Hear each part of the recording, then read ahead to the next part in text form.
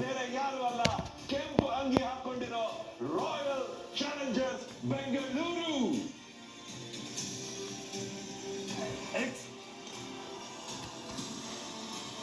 Emotional scenes ಇದೆ, extraordinary scenes.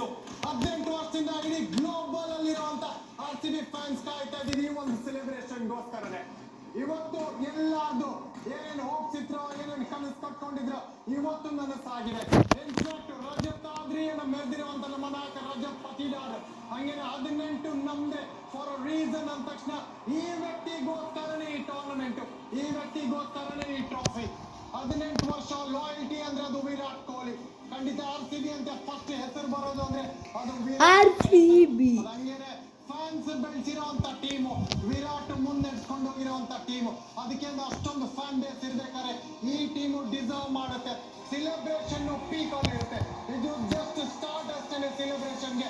ಇನ್ನು 2 ದಿವಸ ಅಥವಾ ನೆಕ್ಸ್ಟ್ ಇಯರ್ ಟೂರ್ನಮೆಂಟ್ ಸ್ಟಾರ್ಟ್ ಆಗೋವರೆಗೂ ಇದನ್ನ ಜೀರ್ಣ ಮಾಡ್ಕೊಳ್ಳೋದೇ ಕಷ್ಟ. ಇದು ಮೋಸ್ಟ್ ಡಿಸರ್ವಿಂಗ್ ಚಾಂಪಿಯನ್ಸ್ IPL ಹಿಸ್ಟ್ರಿಯಲ್ಲಿ. ಯಾವ ಒಂದು ಕ್ಷಣದಲ್ಲಿ IPL ಅನ್ನೋ ಒಂದು ಸ್ಥಾಪನೆ ಆಯ್ತು, ಆ ರಾಯಲ್ ಚಾಲೆಂಜರ್ಸ್ ಬೆಂಗಳೂರು ಅನ್ನೋ ಒಂದು ಫ್ರಾಂಚೈಸಿ ಬಂತು. ಆ ಬೆಂಗಳೂರಿನ ಹೆಸರಿಗೆ ಒಂದು ಗ್ಲೋಬಲ್ ಲೆವೆಲ್ ಅಲ್ಲಿ ಫ್ಯಾನ್ಸ್ ಬರೋದಕ್ಕೆ ಶುರುವಾಗಿದ್ದು. ಕನ್ನಡಿಗರ ಬೆಂಬಲ ಇತ್ತು, ಕರ್ನಾಟಕದಲ್ಲಿ ಫ್ಯಾನ್ಡಮ್ ಇತ್ತು, ಭಾರತದಲ್ಲಿ ಒಂದು ಸ್ಪೆಷಲ್ ಜಾಗ ಪಡ್ಕೊಂಡಿದ್ದು.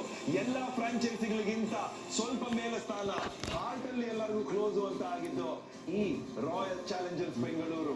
ಆ 2008ರ ಇನಾಗ್ರಲ್ ಮ್ಯಾಚ್ ಯಾವ ರೀತಿಯಾದ ಒಂದು ಹಾರ್ಟ್ ಬ್ರೇಕ್ ಆಗಿತ್ತು. ಅದಾದ್ಮೇಲೆ ಪಣ ತೊಟ್ಟಿದ್ದು ಈ ಟ್ರೋಫಿನ ನಾವು ತಗೊಂಡ್ಬರ್ತೀವಿ, ಪಡ್ಕೊಂಡ್ಬರ್ತೀವಿ. ಸತತ ಪ್ರಯತ್ನ. 3 ಬಾರಿ ಫೈನಲ್ಸ್ ಹೋಗಿದ್ದು, 3 ಬಾರಿ ಫೈನಲ್ಸ್ ಅಲ್ಲಿ ಹಾರ್ಟ್ ಬ್ರೇಕ್ ನ ಕಂಡಿದ್ದು.